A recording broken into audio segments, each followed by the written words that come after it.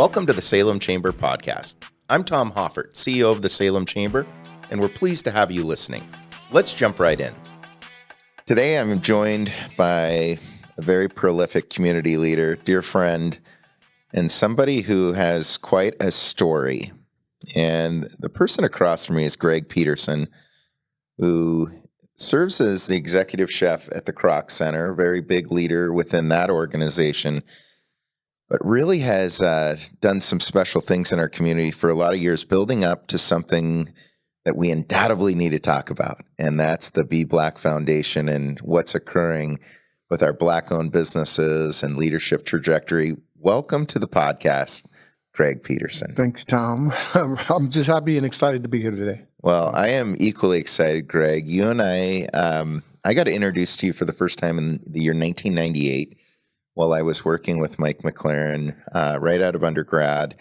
And right away, you have a charisma and a way of connecting with people that make people feel very safe. You're very approachable. Gregg, talk to the people who may not have met you before a little bit about Gregg Peterson, his beliefs, and why this community is so important to you. Okay, so, when you said that, I envisioned me as a young boy growing up in Compton. And actually, there was something about me as a person that I had to be connected with people. I had to talk, I had to be engaged. And I used to sit on a friend's wall when I was a young boy. And because they had a lot of people coming through, I would just greet people visiting their home. And that just became part of my personality. And I think my very first job as a young boy was like 13 years old. And I was selling candy door to door at 13. And it was just natural for me. They gave me a speech to say. They gave me words. I believed in what we were doing for a youth. It was a youth organization. I know my speech to this day. I remember my speech selling candy. But I was a natural at it. And I became, at 13 years old, I was one of the top sellers out of probably like 100 kids. And most of them were teenagers, 17, 18, 19 years old. And knocking on somebody's doors and telling them about what we're doing and engaging people, it's just always been natural for me. And it's enthusiasm, but it's also passion that drives me. You see it, and more importantly, you feel it. Yeah. Talk to our listeners about Gregg's early years. You were born in Southern California. Born in Los Angeles, mostly by a single mom, 9 kids. Raised family, right? The value of family, importance of family. I'm one of 2, so I have a twin brother, Jeffrey, who's today, oddly, is my best friend today. Wasn't always that way. We were total opposites growing up. He was the good kid. I was the not so good kid growing up. But mom raised us with work ethic, and she owned a restaurant back in the 60s during the riots and stuff. I grew up during a really difficult time.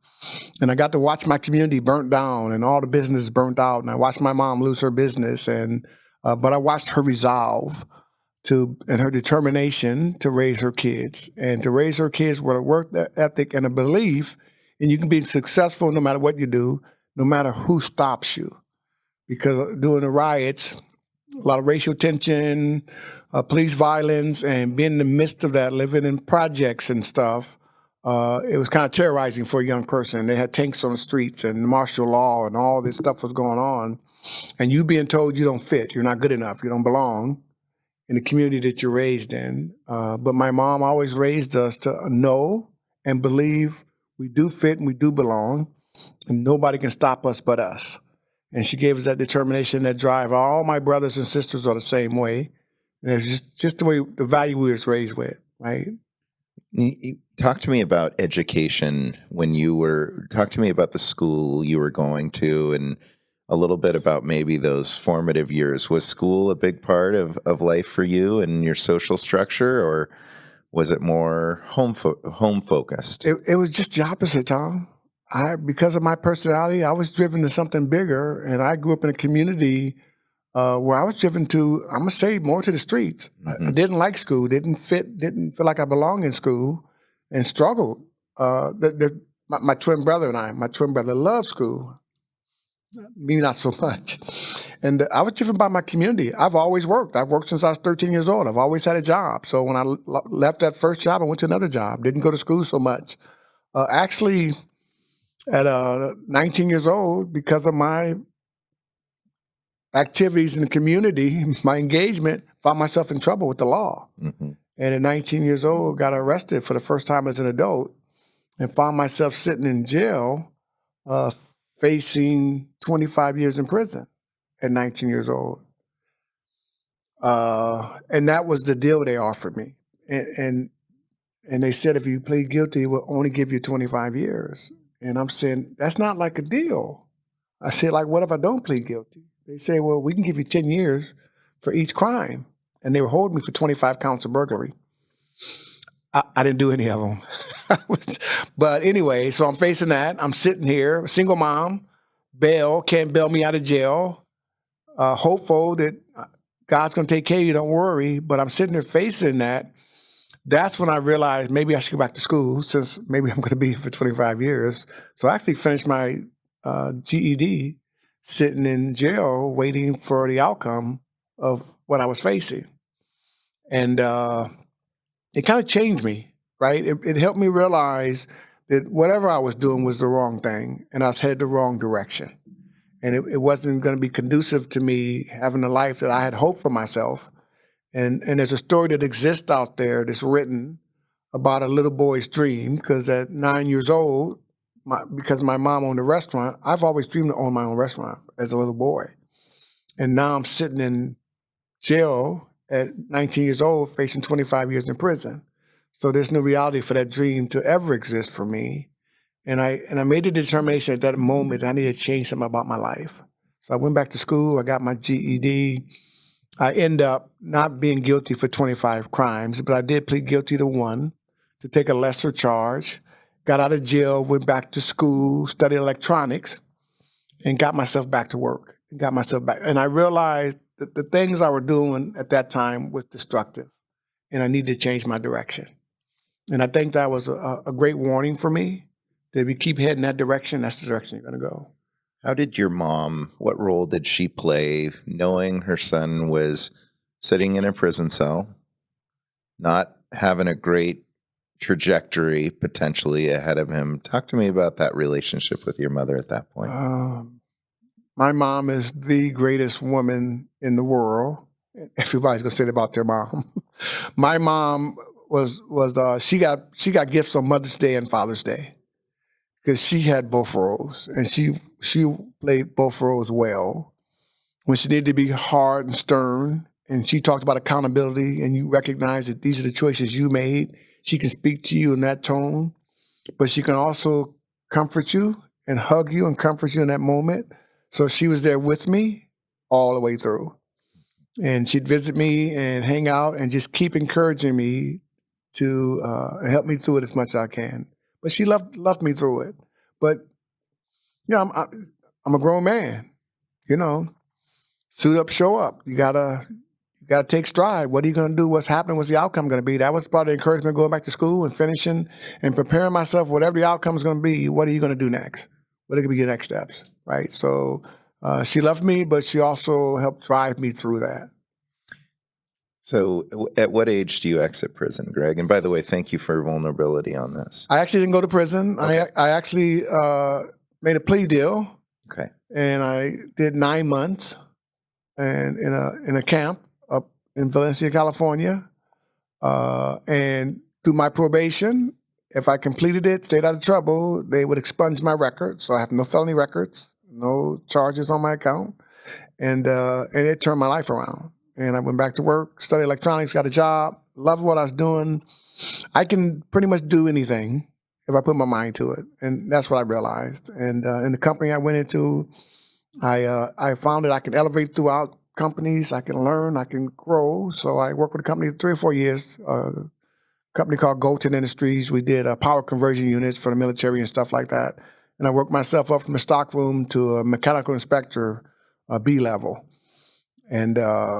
And it was just encouraging for me, because I always knew that I can do whatever I wanted to do, and I could be successful. And so that encounter, what I did learn, and if you're listening, I found out if you quit breaking the law, you'll quit going to jail. So I stopped doing all those behaviors that sent me that direction, and new friends, new directions, and a whole new life. When you exited that time in Valencia, how old are you? I'm still 19. You're 19. Yep. You go to work for a private company, and you're there a few years, moving up. What comes next in your career? Wow. So this is a long journey, right? And Well, this is a long podcast. that's great. That's great. That's good. There's a transition that happened there. I quit one area of my life. I continued to work. I left one job. That company began to downsize because of the economy at that time. They started reducing their staffing from the top down. Because I was one of the higher level inspectors, they let me go. If I stayed in the stockroom, I probably would have still kept my job.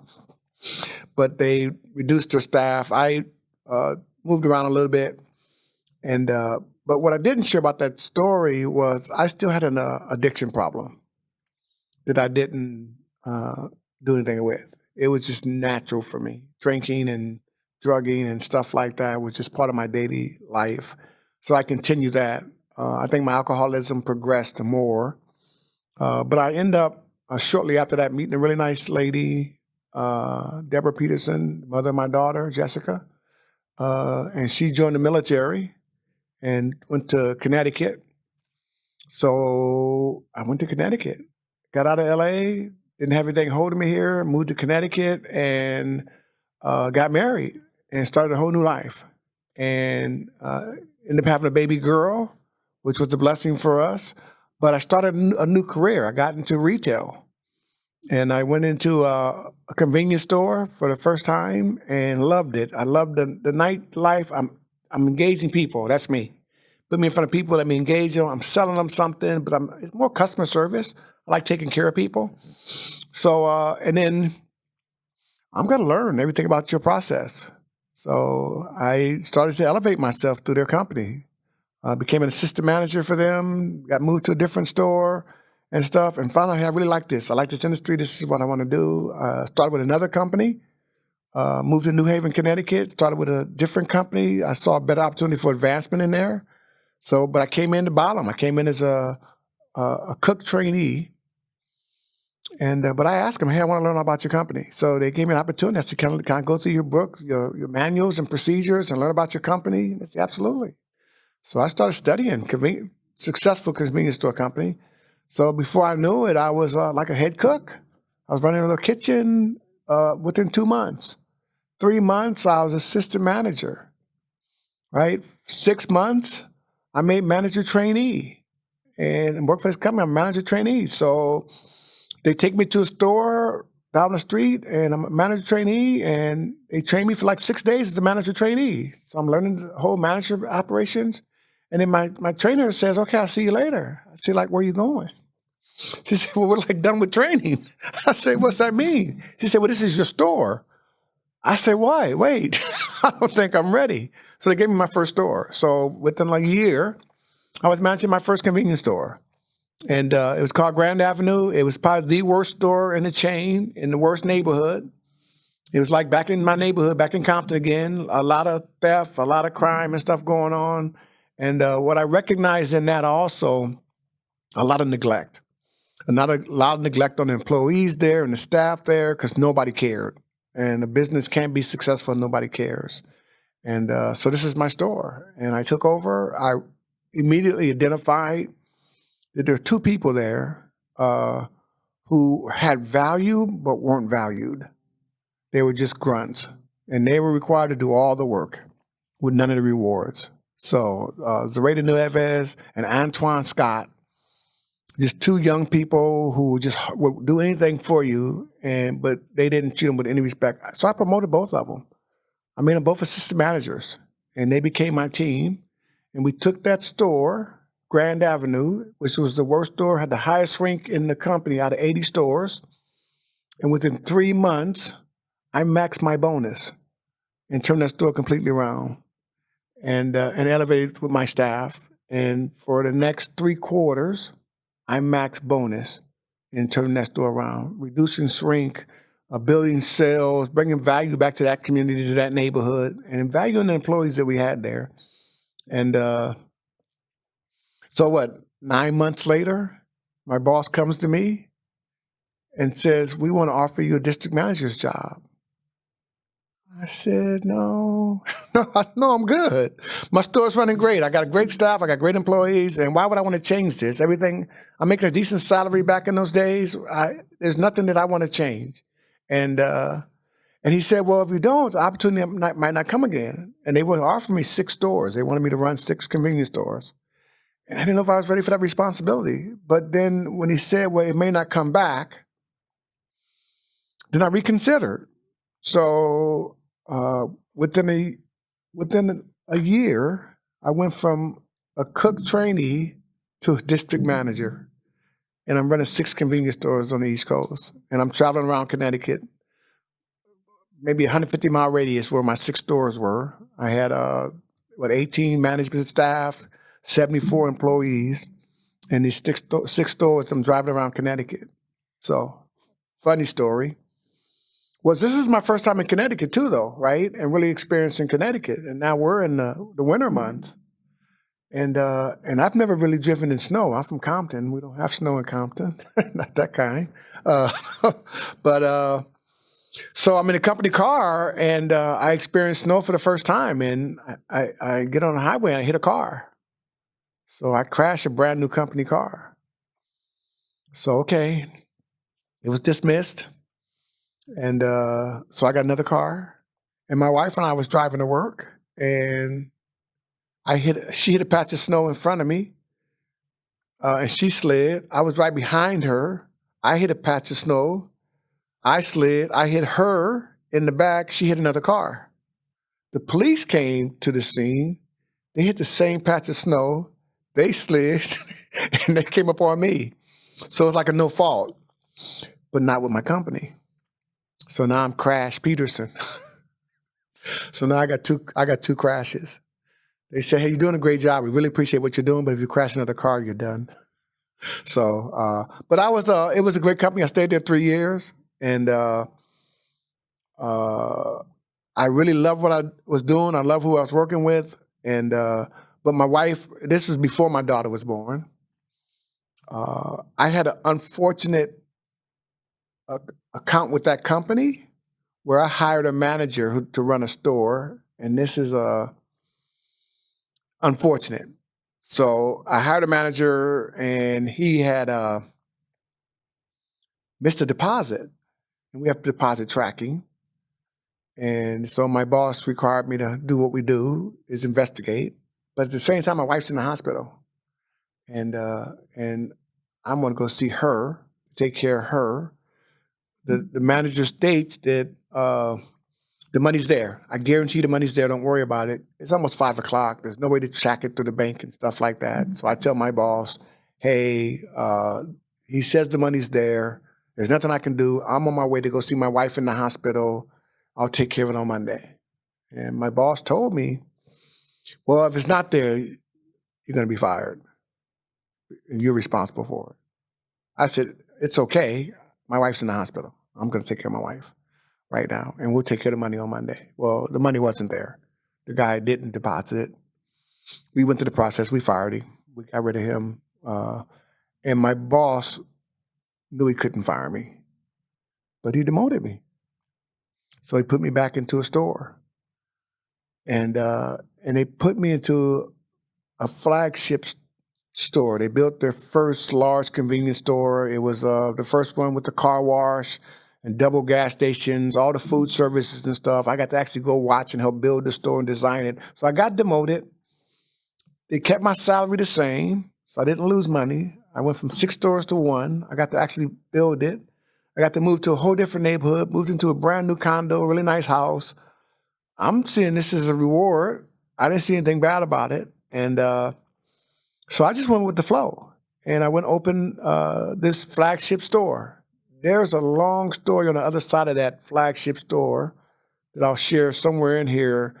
But I built that store, came in and opened it up, got it going. But unfortunately about that, one of the ladies who I was a district manager with, one of my coworkers, her and I came as district managers at the same time. And she became my boss. And when she became my boss, she found out how much money I was making. And she found out that I was making more money than she was making as my boss. And then she found out that I was making more money than she was making when we were both working together. So it created some tension. So it kind of dissolved that. It made that relationship kind of hard. So it kind of dissolved it. Long story short, I ended up leaving that company and stayed in the industry. I think I went to food service, went to Popeye's Chicken, got into the fast food area, always in management though. And God always creates avenues for me. No matter where I go, I always seem to bounce back. And no matter where I go, I thrive. So I just changed that. That community that I was in, I have to share this, that was in Norwich, Connecticut.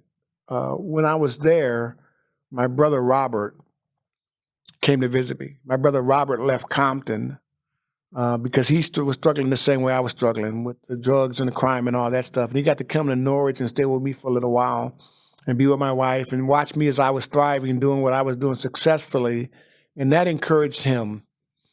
And God is so remarkable in how he journeys us in life, and everything has a purpose. And I want you to think that maybe that purpose was for me, and it wasn't. And the house my daughter was born in is there, right, in Norwich, Connecticut.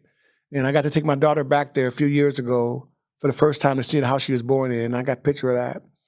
But I think other than that, my brother Bob went back to L.A., got back in trouble, and struggled with his life for a long time after that, but knowing he needed to get away, went back to Norwich, Connecticut, went back to that place that he found comfort in, and he called me from there a couple of times struggling with homelessness and struggling with addiction and not knowing what to do. And I always would encourage him in Christ that if you allow God, God will pick you up and carry you. You just have to search for him. And he told me about him being out at a park one day, and he played the Congo drums, and the church was having a revival, and he just took his drum and went and played with the church in the revival. And then about a week later, I got a video. Brother Bob's playing congos in the church. Bob was an atheist his whole life, never believed, never had any hope and encouragement in God. But now he's Brother Bob. He's playing congos in the church, and he's living in the pastor's house, right? 4 months later, I got another video from Bob. Bob is doing the Lord's Supper. Brother Bob, who's sober now, living in the pastor's house, is going out, feeding homeless families and homeless people, bringing them into the pastor's house and feeding people. My brother came someplace and visited me, and that became his home, right? Met a young girl, both struggling with addiction. They got married. He spent the last 10 years. Now he's Deacon Peterson, deacon in the church, married, wonderful wife, wonderful life story. And that's where he ended his life at. He passed away a couple years ago. All a blessing. But God used that moment in my life to change his life, to place him in a place, and to know anything about me is to know I believe that God has a purpose in all of our lives, and he positions us in places for purpose. And that was that purpose. It was a place for my daughter to be born, and that was it. But it was also a place for my brother Bob to be born, and a place for Bob to thrive and grow. His wife is still there. He passed away. His wife is still there. She's still vibrant. Talked to her 2 days ago. She feels blessed because everything about their journey was a blessing. Everything that happened and stuff. And in the midst of all that, right, God shifted us. So when I went back for Bob's funeral out there, I went to visit my store and show my daughter where my first store was. And the name of the street is Salem Parkway. It was almost like God was going to journey me someplace. And it was like a journey to Salem. This is the Parkway, but I'm going to move you. And eventually brought me to Salem. And that's where I'm set, right? So I ended up coming here. My My wife moved here. Her brother was here. When I came, but I brought my addiction here with me. I came with baggage. But God, maybe that should be the title. But God, but God positioned me here, and through that journey, I stepped into it again. He positioned me, right? Always have the ability to obtain employment. Uh, my personality. So when I got here, I wasn't here 2 weeks, 2 job offers. Taco Bell offered me a management position. KFC offered me a management position. I chose Taco Bell. At that time, that's like one of my favorite foods was Taco Bell. So if I can manage Taco Bell, that's great. But KFC told me, hey, if you ever change, if anything ever happens, come give us a chance. And everything had a purpose in that, right? And me going to Taco Bell was purposeful for me because in that journey of me managing that, I think my alcoholism grew and developed more. And through that, I was able to go to the management of Taco Bell and tell them, hey, I have a problem and I need to get help. And my boss had a brother who was recovering, so he understood. So they encouraged me to seek treatment, to seek help, and supported me in that. And that began my whole new journey. It gave me an opportunity to come in and start to seek recovery. And that's the beginning of like what's new for me today is celebrating 28 years of recovery and being able to walk through it. In that job, some great relationships, met some great young people, some of who I'm still friends with today, 28, oh gosh, it's longer, 30 years later, and stuff like that. But I began my journey of recovery. And so keep going. Please. It's so in that whole journey, right? And then transition happened, right? But I still struggled. I got sober. Recoveries not instantaneously happens. It's a journey. So I stumbled, but I was always able to get up. Stumbled, fell off a little bit. Went to Vegas for a little while. If you ever try and get sober, worst place to try to get sober is Las Vegas, when they give you alcohol for free. So I went there. I went there long. And while I was there, though, tragically, what had happened on that journey was my wife's had lost custody of my daughter. And I'm in Vegas, and I don't know how they got a hold of me, but they called me and said, hey, we have your daughter, and we don't want to put her in foster care. So if you can get here and get some things in order, we keep her safe, put her in a place until you can get stuff in order. So I got here right away. I got sober. My daughter was put in, and it's unique because there's a system now called Safe Families for children. This is before Safe Families. But because when I got back, I had a pastor in a church, and my daughter got placed with a family right behind that pastor's house. And it was just a safe family. It wasn't a structure. It was a family who was just willing to watch my daughter until I got my life in order, which is a blessing for me. And I'll shout out to DHS, right? All the horror stories you hear about social workers and all the things, they were my heroes and my champions in the story. Because my case manager said, hey, whatever you need, we'll walk alongside of you. And they did exactly that. And I got to visit my daughter. I found a place to stay. I got a job. I got back in my recovery, and they watched my daughter. I can think maybe 2-3 months until I got things in order. And my daughter was someplace safe. And then eventually got my daughter back and stuff, which was a blessing. And so shout out to Safe Families, because that network allows families time when they need time to take care of themselves, take care of family structure in a safe environment. And that was important. And 28 years later, Safe Families asked me to talk in front of their organization about their organization. And in the moment they asked me, I didn't think of that story. But when I thought about it and I realized what happened, it was the first time that I ever got in front of a crowd of people and I couldn't talk. I can just cry because I'm sitting there, my daughter's sitting there right there with me and recognizing the blessing that happened to me. So in my reality, God is not doing any of this for me. He's doing it all through me. It was for her. And I couldn't tell that story. So I kept crying and the crowd starts crying.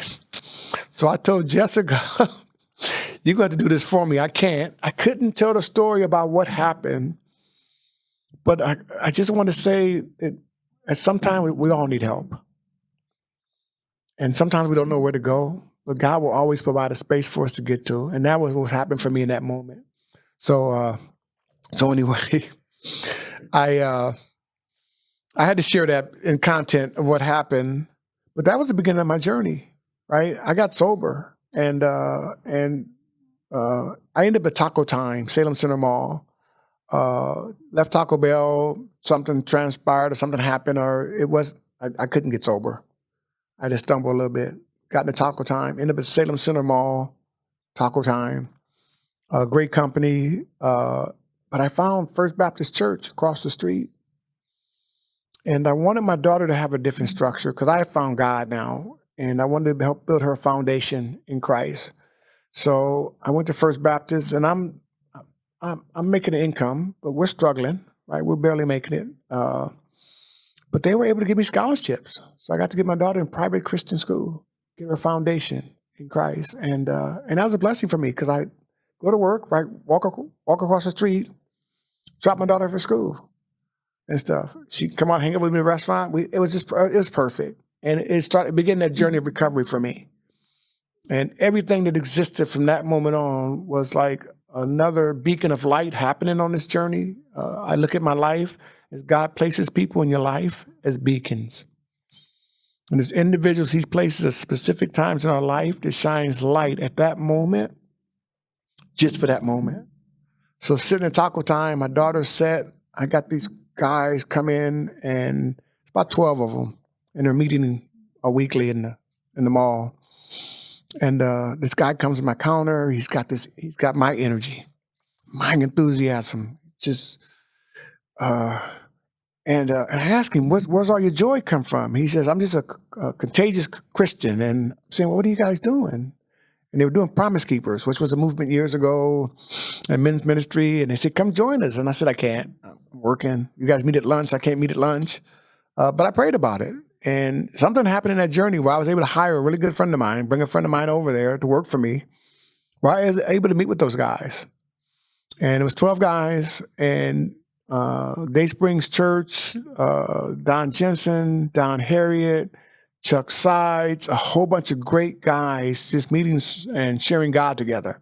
Ended up becoming a Promise Keeper, going to all the men's conferences, and I joined the church, right? And it was just like the next step for me. My daughter, it's her and I now. I'm raising her as a single dad. We're taking her to church. She loved the church because she got donut holes every day. She went. That's all she went for. But if I can get you to church with a donut hole, that's good. I don't care. And but that became my fellowship. And Don Jensen and Chuck Sides, both developers at the time, approached me and said, hey, we want to build a restaurant, and we want you to be a part of that. And that began the breath of Broadway Cafe. And they asked me to develop and design a restaurant. So my dream as a young boy was always to own my own restaurant. So I already had in my mind, in my heart, a design. But now I got these guys who gave me an expense account of $75,000. I'm 3 years sober. Right, going to AA meetings every day, doing recovery, doing my 12-step stuff, raising my daughter, doing what I need to do. And these guys offered me this opportunity to build my own restaurant. And yeah, absolutely. Here, we'll write you a contract, guaranteed salary. We'll give you 1.5% of the business over 10 years. You'll be a 15% partner after 10 years. Love it. Come on. Really? Thank you, God. Thank you, God. I'm at 38 years old, and when I sit in that jail 19 years earlier, there's no hope. There's no vision of having a dream. And now I'm sitting in the midst of that dream. And so we start to build a Broadway Cafe. I get to design, I get to build it. My daughter's right alongside with me. I'm still doing my recovery. There's a place of humility in that for me that I needed to find humility in there to realize that God is doing this. This is not me doing anything. God is doing this for me. So I had to keep doing what I was doing. I didn't want to take it for granted. And I took pride in the opportunity to build it. And these guys walked alongside of me. Don Jensen is a dear friend of mine. And he's my guardian angel. Because in the midst of building that restaurant with me and for me, he asked me if I needed a house. And I said, sure, but I can't afford a house. And he said, well, we're building a house for you. And so I'm sitting here 3 years sober. I'm building my own restaurant. I actually have a hard hat for the first time. I'm actually working on the construction site. I'm pouring the foundation. I'm tying the rebar. I'm doing all the work in the business. Planning the menus, setting up the design for it. And these guys are building me a house, right? And he gave me $7,000, but he wasn't supposed to. He did. Maybe IRS will hear this later. But I took that as a loan, and I sent it to my twin brother to make the down payment. They gave me a down payment for the house, and they just added it to the cost of the house. And I had to pay a dime. So when I asked God and prayed for a new life, God gave me a brand new life, right? I didn't just get a restaurant. I got a brand new restaurant, built from the ground up, built from scratch. I didn't just get a house. I got a brand new house. I realized that the God that I believe in, that I serve, magnificent as he is, he was. And in the midst of building that, I realized that it wasn't for me to keep, but for me to share. And that's what Broadway Cafe became. It became an existence of a dream of a young boy. And if you walk into my office at the Kroc Center right now, you look on the wall, and the article says, Gregg Peterson is living a dream. It's written by Statesman Journal. It was me living a dream that I dreamed about as a little boy at 9 years old that God brought through. But I recognized that how do we take this and use this as a blessing for our community? So in building that and structure, we got connected with organizations like Young Life, High School Ministries. We opened the door to Young Life, Wildlife. We had young people come in. We give them free cinnamon rolls and stuff. And I'm going to give a shout out to Bo St. Peters. I don't know if you know Bo. You probably know Bo now. Very well. But I met Bo when Bo was probably fresh out of college. And he was a wildlife leader. He had his first group of kids. He's at the Broadway Cafe every week. And they're getting cinnamon rolls. And it was just a blessing to watch Bo grow and Bo develop as he grew and developed those young boys. And there's some young boys that sit in that room that you probably know them too, who are leaders in this community to this day, right? And we started to do that ministry, and we started to do McKay High School and do Young Life at McKay High School. McNary High School Young Life had a key to the restaurant. So when they want to do homework club, they can come in by themselves and do homework club. We didn't have to be there to do that. I remember going to my home group for my AA meeting, and somebody who was supposed to open the door didn't open the door. So we had no place to meet. So we went and met at the Broadway Cafe. And they were thanking me. Thank you for letting us use your restaurant. I told them it wasn't for you guys, I wouldn't have this restaurant. If it wasn't for what God was doing for me through this recovery and through these areas, I don't get to do this. So it was a blessing to get to do that. And we recognized that in that journey. So that became my whole connection to community. Is how do we connect? How do we engage? And God will always provide a place and a space to do that. And that's where we're sitting at the moment. I don't know. Something was happening, and I got down to almost the end of the loan. Loan needed to be paid off and stuff. We were kind of short. My buddy Don just paid the rest of the loan off, took care of it. They were in the process of developing Kaiser Station. So they told me, hey, we're going to do this development. If this thing ever happens, we'll just give you the restaurant, right? I said, sure, whatever. That's fine. So I ran the restaurant. I took care of everything. I managed everything. I ran it. They left me alone. Congregation started to happen. And Don Jensen was only my guardian angel. I watched that man in the midst of everything he does. Was when families were out there who when they asked them to sell their houses, had no place to go, they would build them houses someplace else. And they helped them transition. And they found them other places. I watched this man had a dream and a passion to build something, but he didn't leave other people behind him. He carried people across with him. Didn't pressure them. Hey, we'll build your house. Over here, we're building this. I watched him do that. They eventually got that thing going up and going. And I don't know, 5 years, they just walked away from the Broadway Cafe. They just handed me, like, here, it's yours. They never took a dime out of it in all the years I was there. It was a gift. It was a blessing. And that's how we honored it. That's how we use it. So I think 2008, economy got tough, and I began to pray and stuff. And so before that, I guess 98, met Sam Skillerin, Sam Leadership Foundation. Sam was another beacon of light, right? I met Sam because Sam Leadership Foundation wanted to find ways to invest in middle school kids. So they wanted to know what can we do for middle school kids in this community? How do we engage them? So they went to the middle school and they brought the kids and asked them.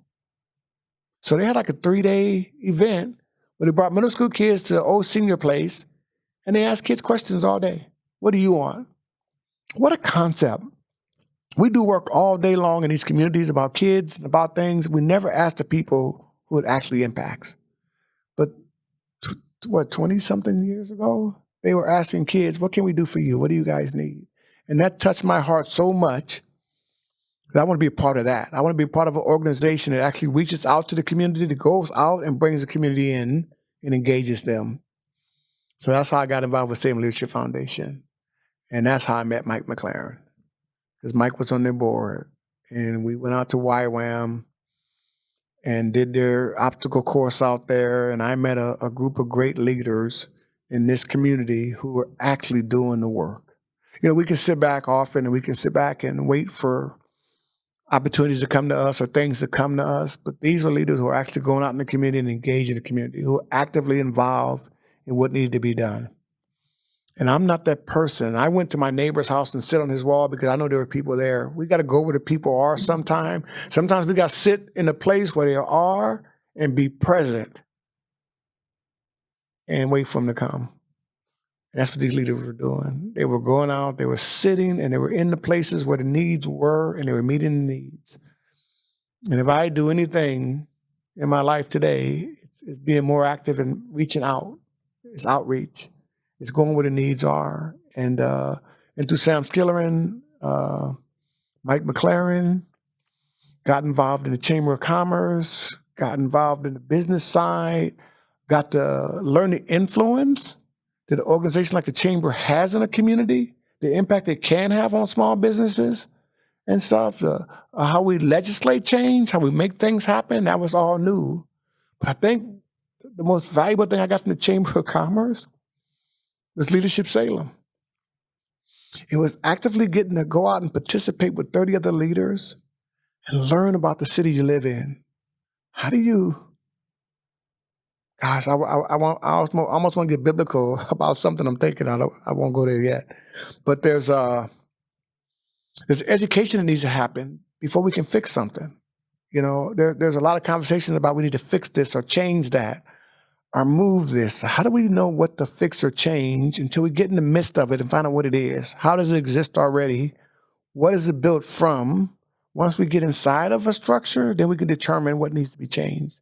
We can't stand outside and speak it to change. We have to get inside and build it to change. And that's what I got to engage in over the last 15 years, is being part of organizations that are actively involved in community. So Leadership Salem, 20 great leaders in this community all over who are all mostly still actively engaged in this community, if not in this community, in another way, who keep making investments, who keep giving back. At that time, unfortunately, I was one of very few Black leaders in Salem, right? And probably the only one in the area where I was doing what I was doing, who had the flexibility, because I own my own business, to actually engage. Because a lot of times we just don't have the time. When you're trying to raise a family or run a business or work for somebody, you just don't have the time to engage. And God allowed me the time to do that. And I, because I'm an addictive personality, and I was being asked a lot to do a lot of things. Boys and Girls Club, Family Leadership Foundation. I eventually got into Marion County's Commission for Children and Families, served on their commission for a couple of years. When reentry happened, I was part of the reentry council initially, conversation. I was on reentry board. I served because I owned a restaurant. We made all the meals for reentry and stuff like that. I started serving all the reentry luncheons or breakfasts as they do.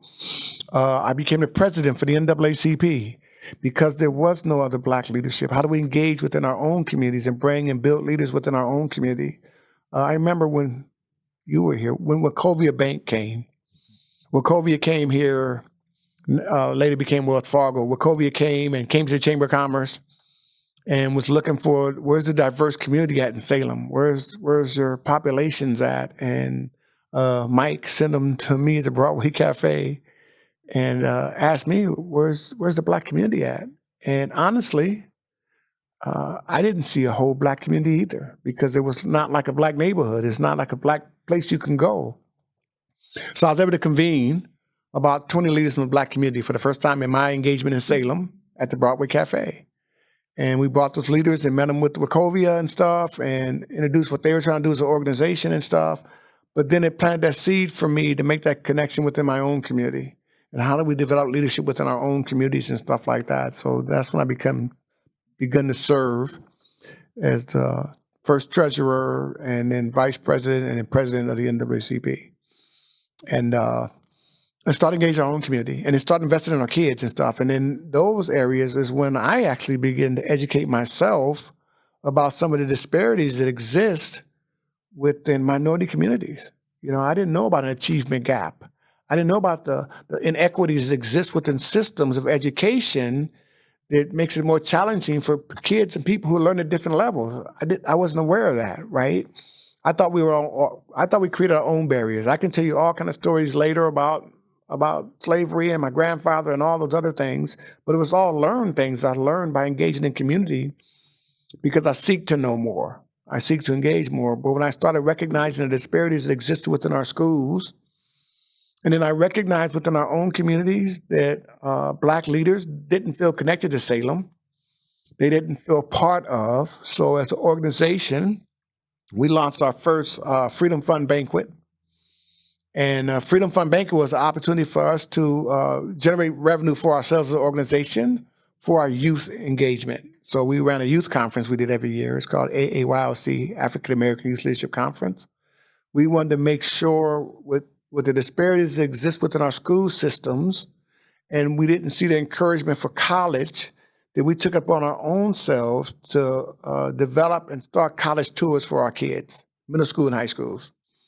So we would do a conference once a year. We'll get 150, 200 high school, middle school kids and take them out to a college campus.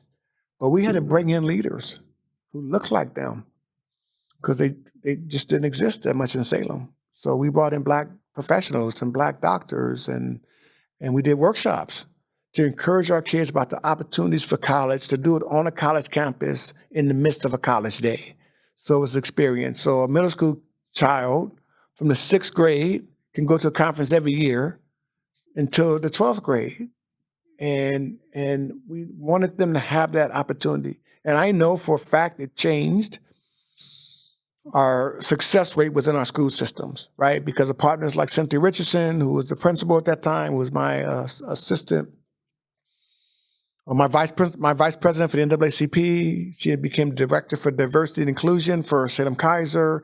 It was the Black leaders that we the Black leaders that we connected with at the NAACP, who started to dive in and connect with our youth and connect with our kids and start building what we need to sometimes build for ourselves. We want to rely on community and partners where we didn't feel that existed.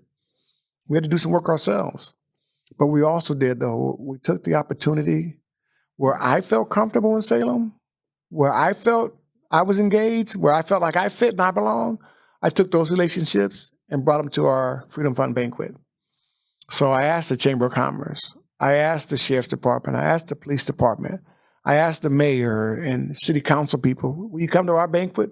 Will you come support what we're doing and what we're trying to build as far as an organization within this structure of Salem? And they all said yes. And our organization got to see a collaborative community, what I got to see already, a collaborative community at work, coming to support what we're doing. That was great. That was the beginning of a whole new organizational structure for NAACP. And I think it's 15 years later, they just had another Freedom Fund banquet. They had the same success. They had the same partners were still in the room. Chemeketa College, law enforcement, Chamber of Commerce, they all still came and supported as we develop education, give scholarships to kids, and invest in youth and Black and minority youth, kids of color within these communities. Right? It was bringing that network together and bringing Salem. So through my relationship to Salem and being able to engage, through learning about Salem, learning about the structure of Salem, learning how Salem exists, learning about the nonprofits that exist in Salem, learn about the education system in Salem, learn about the business community in Salem, learn about the resources through other nonprofit organizations, what exists, was there to bring that to a community, right? And share that. Now our community starts to see there is light, there is hope within Salem, and we're starting to develop that. So I can take that and springboard right into Be-BLAC Foundation, right? And what's next, right? Because I sit back a couple of years ago, a good friend of mine passed away. His name was Levi Harris. I don't know if you met Levi. Levi was the pastor at Pauline Memorial Church. And he would drive down from Vancouver, Washington, where he lived every week, and would invest in men's ministry and pray with men and dive in community. And he taught us through scripture how to be leaders within the community and how to lead through faith as godly men. And he religiously did that. And 2 years ago, I knew he was sick, and I didn't know how sick. I know he was praying for him, and but we started praying more for him. And so I called him one day. I said, "Really, how sick are you?" And he told me. And he told me all the procedures. And 2 weeks later, he had passed. And it shocked me, right? He was vibrant, strong a couple weeks ago. Now he's gone. So we did Friday prayer, men's prayer line Friday. Now it's called Levi Harris Men's Prayer, right? That legacy lives on. We have other leaders who come and lead that Friday men's ministry. That's his legacy. We want to keep that. When that happened, though, God imparted my life and my heart. It's what happens after you. What's the legacy? Yeah, as much as we want to, as community people, as we want to build equity and inclusion, we want to build generational wealth. Our existence today is living a legacy, not leaving one. What's the legacy we're actually going to live? What's the impact that we're having every single day in our communities? What are we doing? And who is it impacting? And in what way? And God put on my heart at 3 o'clock in the morning, I woke up and God said, I want you to do this. And he gave me Be-BLAC.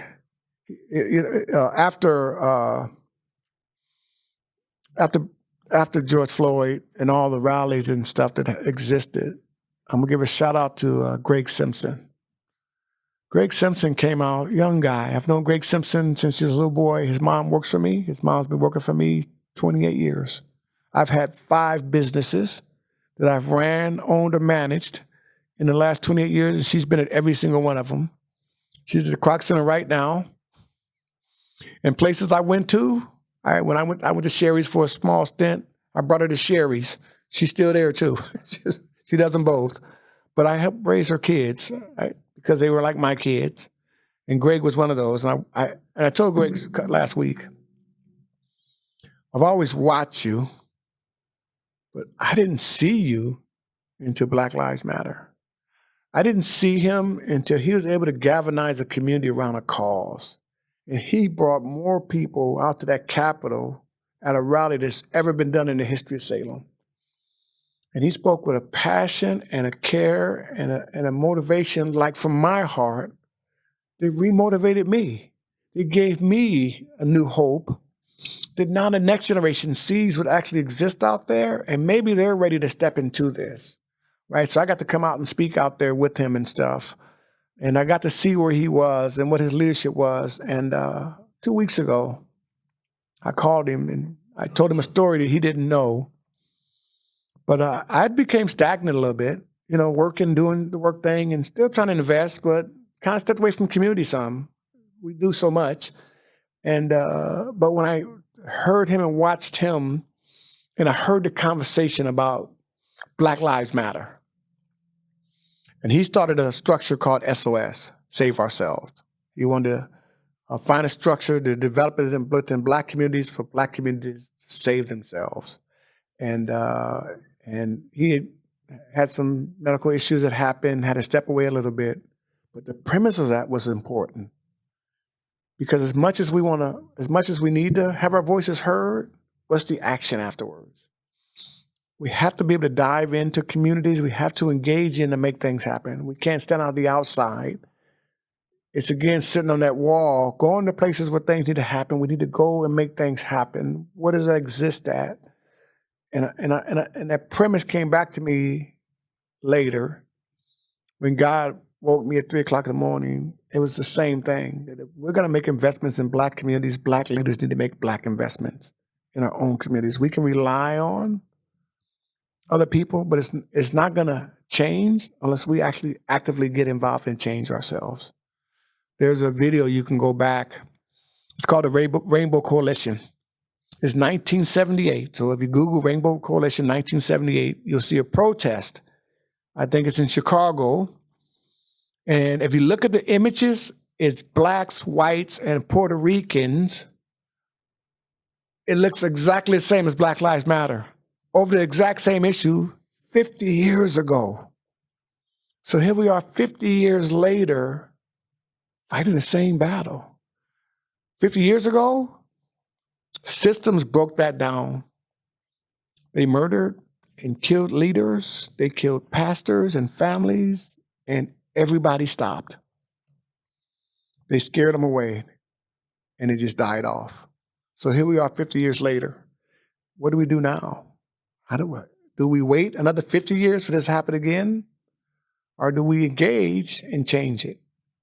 So that's the premise. And when I spoke at that rally, I said, as much as this matters, that we're here, that we're having these conversations and people are aware, we have to be at the table, be in a space and legislate and change systems and change laws. We can't just voice and scream change. We can't say you need to change it. We need to be engaged in systems and recognize how systems work and what role can we play as leaders to be a part of change, to influence change. We don't want to force it. We want to influence. We want to legislate it, but we want to be a part of it. We want to be seen in it so we can own it. And that's what Be-BLAC Foundation was. And God said, develop next generation leaders. Bring in leaders and teach them and educate them within this community, this structure here, on how to lead here. Because Salem's different. It's totally different. It's unique. But Salem is, I don't even know any other. But I can't imagine another community being as collaborative as Salem is. I can't imagine communities who can so easily come together and organizations support each other all the time. I've been here 28 years watching all these different structures and all these different leaders go to each other's events, take dollars out of each other's pockets, walk and support others within communities. How do we build that in a holistic community, right? And continue to do that. You know, I skipped something that I'm going to just revert back to a little bit. A few years ago, I ran for city council, right? And I ran for city council for the same thing, because we had that separation. and we had these structures pulling against each other and nothing getting done in the middle. And I saw opportunity maybe for me to inject myself with my values to be a part of something that can change it from the inside, right? It didn't take. God said, not yet. He moved me. But I just want to share that because there's still things that we still need to dive into. There's systems that still are pulling apart that we can't engage in. So as an organization, what we're trying to do is develop Black leaders around structures and organizations. First, educate. We're trying to grow and develop a Black community, not a Black neighborhood. Thanks to my friend Tom Hartford of the Chamber. Tom came to me one day and said, "Hey, Gregg, we got 25 Black-owned businesses in the Salem, and none of them are members of the Chamber." I said, I didn't hear what Tom said about the Chamber. I heard we got 25 Black-owned businesses. Really? I didn't know that. I know about 3. And you got to share that with me, Tom. Thank you, which was valuable for me to recognize that I was a business owner here, and I knew there was 3 other Black-owned businesses I knew about, but to know that there's other Black-owned businesses here, and through that conversation, we got to meet some of those business owners. And the question was how does the Chamber bring value to those businesses, right? And that was the question. And I thought the only way we're going to find that out is let's meet with Tom. So Tom met with 6 or 7 businesses and talked about the Chamber of Commerce. Well, that's the education piece. It's how do we engage our communities and the organizations and the structures that exist within Salem that can help impart change that we can be a part of. And that's what we're trying to do. So we're identifying ourselves as leaders. Now we've identified 50 plus Black-owned businesses. But Be-BLAC is not about just business. It's a comprehensive development plan for Black communities and families. So we have a comprehensive program, but we are focusing right now. We know anything we do as a community have to be charged economically through business development and structure. If we're going to talk about generational wealth, how do we actually accomplish that without building our own wealth within our own communities and our own families? And how do we do that through our business? And then how do we as a community support those businesses that exist within our own communities that we don't know about and become a part of and share that? And then through education, develop next generational education through young leaders, through youth. So through youth education and then through community engagement. So we're on a process now through our organization. So our organization started, gosh, it would be like right now. Last year, November last year, God said, hey, do this.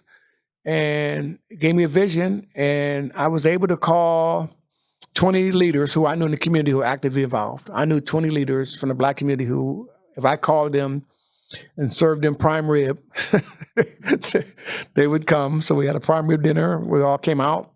And I said, hey, this is the vision God gave me. What do you guys think? And they liked the idea. So I said, let's do this again. So next month, we had another dinner. We invited 20 different leaders from the community, and we engaged. And as they're engaged, and they're recognizing, hey, I don't know you. Hey, what do you do? And we did that 3 times, 3 different dinners. Within those 3 different dinners, we charted, hey, what would you want to do or be a part of in this community to bring value to this community? And we got 25 or 30 leaders to come together and say, I'd be willing to do this and do that. And then I identified 10 leaders out of that group who I asked to be on the board of directors for the Chamber of Commerce. Shout out to the Be-BLAC board of directors. And I'm going to name every last one of them. Jessica Peterson, Ray White, Mike White, Jeremiah James, Ronnie Brooks, Ashley Dunn, Oni Marchbanks, Cynthia Richardson. Thank you guys for leading, for stepping into what we're trying to do and enjoying a Kindle. Thank you guys. Quandre Robertson, thank you guys for being our board. These are all local business owners or educators within this community who said we're willing to invest in our community to help build a structure and a foundation that builds a stronger, more vibrant Black community in partnership with our city. And what do we do to work together? And that's where we are. And we're developing those structures. God has been more than comparable. He said, build it and they will come.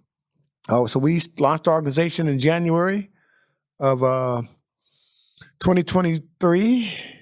and hired a law office for nonprofits to set up our structure. We're educating our board on how to be a functional board, how to structure and run an organization, how to be accountable. And we picked priorities and set goals and built our bylaws. We're building that structure. We asked organizations to partner with us. We sought funding through Meyer Memorial Trust, Business Oregon Community Foundation. We asked community partners, Capacis, Latino Business Alliance, Jose Gonzalez, Salem Leadership Foundation, the Chamber of Commerce came in huge for us. We asked organizations, hey, partner with us, help us build this structure and this foundation. And I didn't get a no from anybody I asked. And that's the important part about relationships. Is in building relationships, you build friendships and you build trust. And when we came and said we wanted to build a structure and develop a structure, people said yes. And that's been my experience in Salem and all the years I've been here. And God has always shed light on what he wants me to do directly. And I try to the best of my ability to follow that every single day. So it's a year right now, this week. We're registered with the state of Oregon. We're waiting for our 501c3 letter from the federal government. We've raised over $600,000 this year. $160,000 we're going to invest in Black-owned businesses. We're granting businesses up to $10,000. We're going to put our first stream of funding out next month, December. And we're looking to find ways to not only fund businesses, but develop and build and educate businesses on how to be successful within a business community. To have a passion and a drive for business is great. To be knowledgeable enough to sustain a business is difficult. Based on what the economy is and economics of each business is different, we want to teach businesses how to functionally grow their businesses and develop their businesses and find other ways to bring other partners in to seek funding and assistance in that. So we're going to be working with other partners, Chemeketa College, SEDCOR, and help these businesses to develop and grow, right? So I'm still excited. I'm excited about what happens. I'm excited about the partnerships we have. I'm excited about opportunities, and just a little story, right? I got asked to do something one day a few years back. I was serving Union Gospel Mission for years. I used to do their fundraiser dessert, and I did it every year for them. I made desserts for them. They did a fundraiser, and one year they said they're going to change. They're going to have somebody else do it, and I was kind of disappointed and stuff, almost like I got fired. And I did it for so long, but then in the same breath, they said, well, will you come share your story? And I struggled, right? I almost felt like I got fired, and then you asked me to share my story, but then I prayed about it. And God said, take every opportunity to share your story, because it's not my story. See, it's his story. We call it history, but the story I share is a story about Jesus Christ and a story about God and the impact he has on my lives and the blessing that he shares with me. Then we take every opportunity to share it. So every time I get a chance to share my recovery, to share my hope, my passion, my care, to share my influence on family and community, I'll take every opportunity. So thank you for giving me another opportunity to share some history in Salem. And I'm excited about the future and what that looks like, because I know in Salem, it looks bright. Once we can engage everybody, we can get everybody to the table. And we just did a community of belonging through an initiative with other organizations where we had a week of belonging, where organizations came together. And how do we develop a community of belonging that exists through these different organizations? And we're actually working on that pathway. And the city is Salem County School District's theme this year is belonging. So we're all recognizing in what place do we have in a community to help to bring together a community of belonging, where everybody feels like they're a part of. So 2024 is the year of belonging. What are we going to do that's going to be different? So we reach out to other people for other areas. And it may not just be race and relationships. It could be disabilities or abilities or other areas where people don't feel like they belong. What are we doing as leaders? What's the legacy we're going to live today to create Salem as a place of belonging? And then every single day, what do you ask yourself? What am I doing today? This has been an incredible story. Gregg, you're a man of great resilience, but you are a man of incredible inspiration for people. And with that is probably a heavy backpack sometimes. There are very few people in our community. I think about Jose Gonzalez, as you mentioned, Dick Withnell, Selma Pierce, Jackie Winters, people who really put the community before themselves and create a legacy that is not just about inclusion on the surface, but walking side by side, not talking side by side, walking side by side.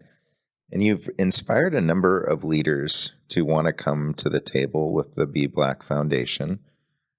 I look at our Leadership Salem class, and there's some major juice and power there of individuals who are so drawn to give back, but finding the place of community where you have so many diversified thoughts and individuals and passions coming together on something we can all get around, and that's a healthy community. And a community in Salem is going to look very different.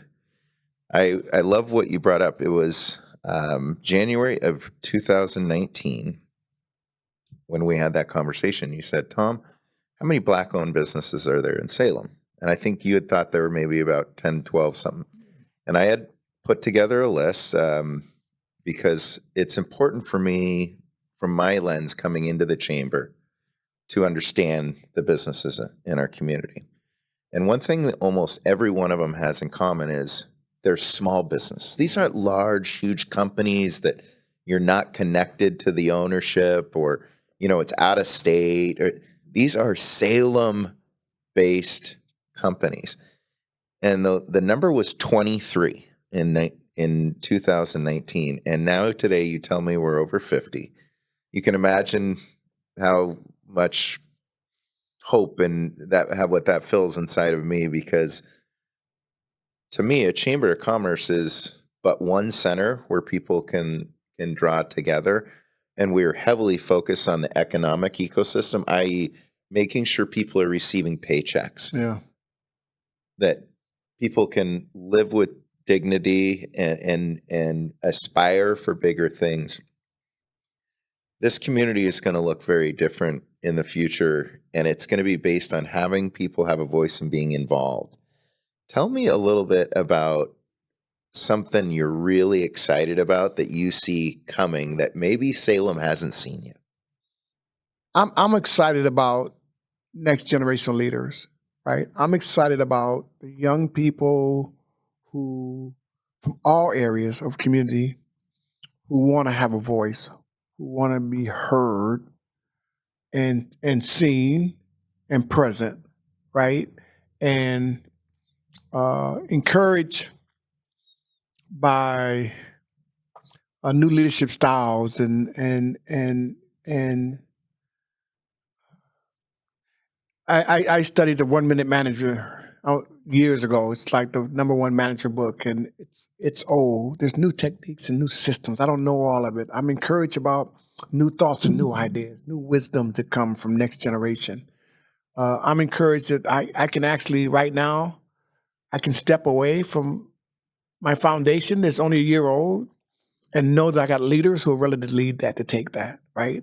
I know that we can develop something now, putting the right people in the right places and give them opportunity that people are willing to take it on. People are ready to meet the challenge. We just got to give them opportunity. People are ready to meet the challenge in all areas of this community, right? We're watching another political season come up, and I'm encouraged about the new leaders who are going to walk in for the right reasons, not for the wrong reasons, for the reasons that they want to make sure that they leave their community better than they came in it, or leave it better for somebody else. I'm encouraged about a place where we can separate ourselves from politics, and we can just build ourselves around people and relationships, and hopeful in that, right?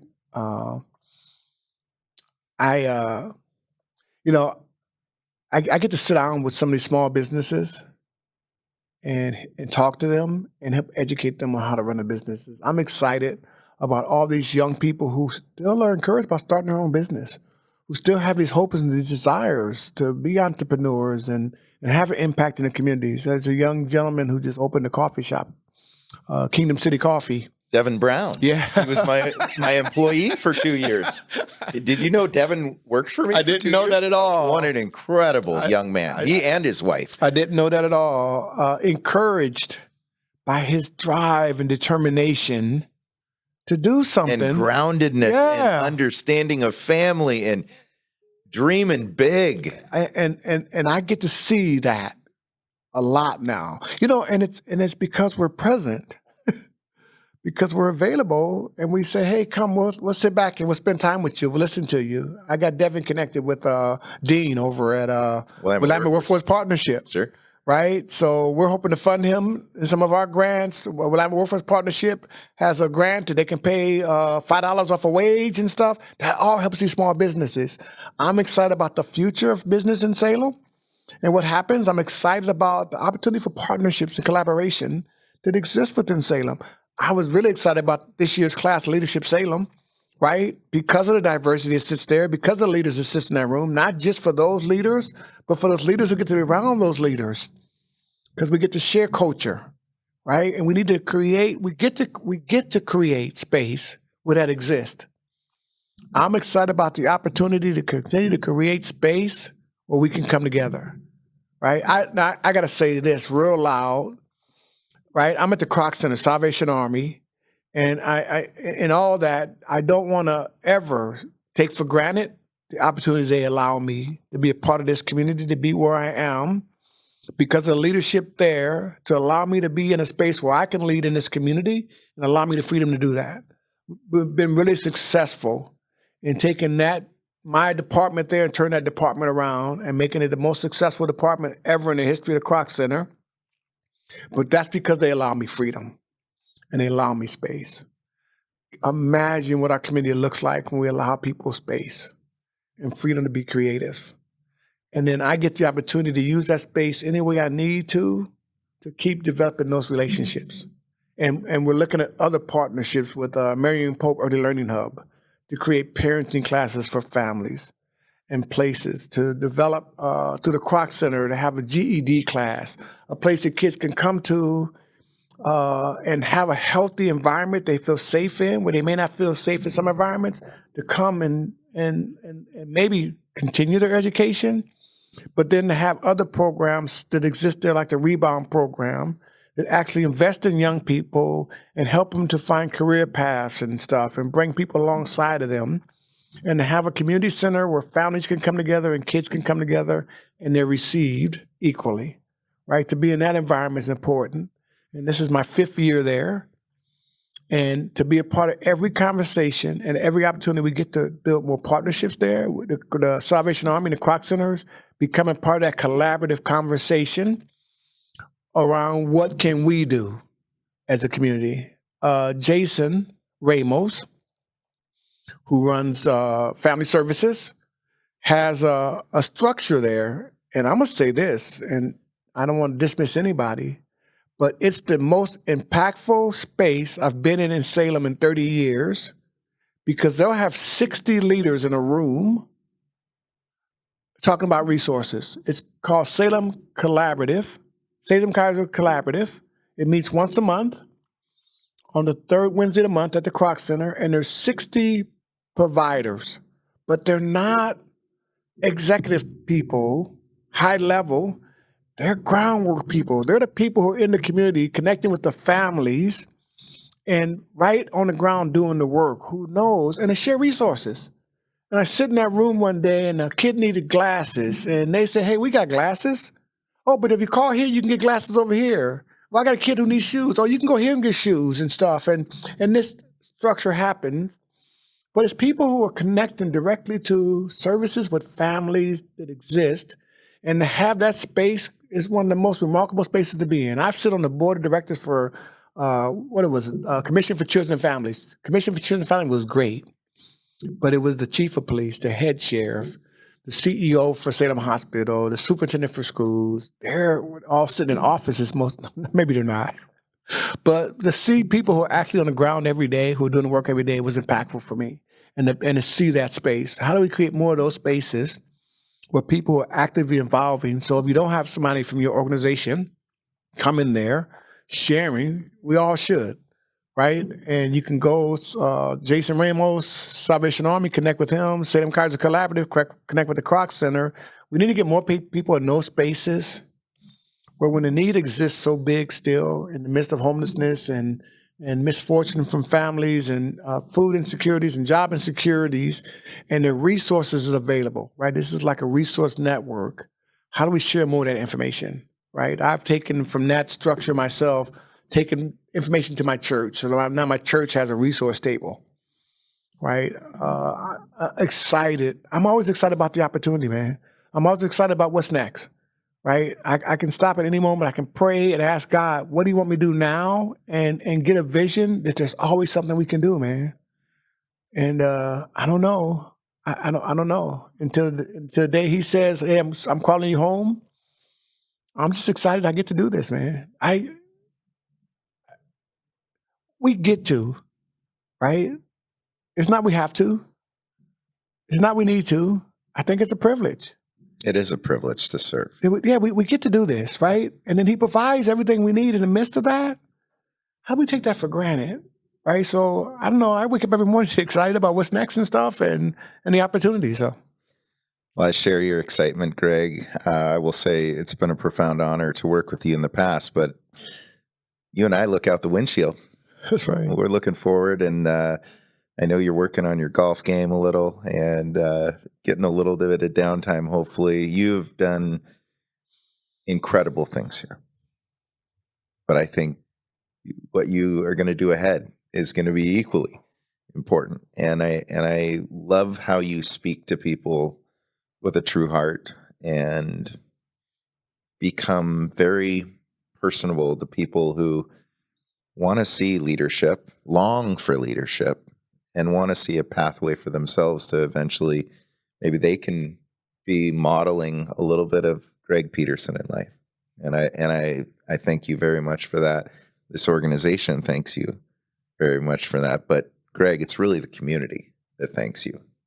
This has been a conversation with Gregg Peterson of the Kroc Center, Executive Director of the Be-BLAC Foundation. Gregg, how would somebody connect with the Be-BLAC Foundation if they're curious? Website? Websites, 99%. We just have to launch it. It's all done. We're putting content in it right now. You can go on Facebook and connect with us on Facebook. You can go admin at beblacfoundation.org and connect with our administrative assistant right now, Jessica Peterson, and connect through her. We're looking at events coming up and what we're doing next. But go Facebook now. Give us about a week or so. We hope to launch our website, beblacfoundation.org. You can go there and probably connect to our website. And again, don't want to dismiss the work I do at the Kroc Center. And you can always connect with me through there and stuff like that. We're creating partnerships, right? Kroc Center, Salvation Army, Be-BLAC Foundation, Sam Leadership Foundation. We're all partners, man. I want to say one organization. We're just trying to develop next generation of leaders. But I want people to know this is all done working together, man. I don't want anybody to think we're doing anything separate. We get to do all this stuff together. So the foundation for Be-BLAC is just a foundation for growth of what happens next in Salem and other structures that help. But we can't do this work without partners like Tom, right? You were there at the very beginning. Chamber was one of our initial partners. who helped us open that door to get the first initial funding we needed. And when we asked, you said yes, right? We don't want to dismiss that at all, right? And that's important. And so I don't know. Thank you, Tom. Thanks for having me here. Thanks for allowing me to do this again. And I really look forward to what happens in the future. And we'll both walk away from here and put our nose back down to the grindstone and do next steps. And I just want to talk to, I found out in my own life, there has to be some separation, some space. So yeah, golf is my outlet, right? If you can't find me, if I'm not in there, I'm on the golf course at Meadowlawn, and I meet more people there than I meet sometimes in the community and stuff. So This is a great leader who has created and is fostering important, critical results for our community, and he's doing so intentionally. Gregg Peterson, ladies and gentlemen. Gregg, thanks so much for your time. Thank and you, this Tom. community looks forward to watching what you do next. Thank you, sir. Appreciate you. Thank you for the time.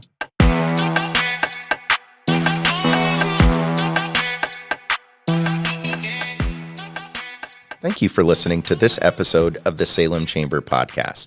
The Salem Chamber is a 501c6 not-for-profit organization representing nearly 1,100 businesses in the greater Salem area. For additional information, please visit salemchamber.org.